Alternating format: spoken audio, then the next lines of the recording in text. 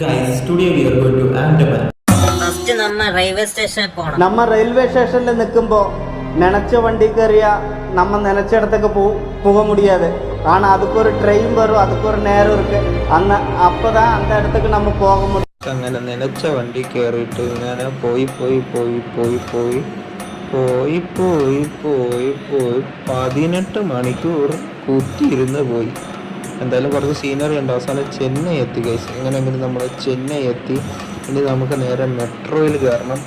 മെട്രോയിൽ കയറിയിട്ട് നമ്മൾ നേരെ എയർപോർട്ടിലേക്ക് പോകണം ഗൈസ്. അങ്ങനെ നമ്മൾ മെട്രോയിൽ കയറി എയർപോർട്ടിലേക്ക് പോവുകയാണ്. അങ്ങനെ നമ്മൾ എയർപോർട്ടിലേക്ക് എത്തിയിരിക്കുകയാണ് ഗൈസ്. ഗേറ്റ് നമ്പർ 5 അങ്ങനെ ഇനിയിപ്പം അകത്തോട്ട് കയറണം.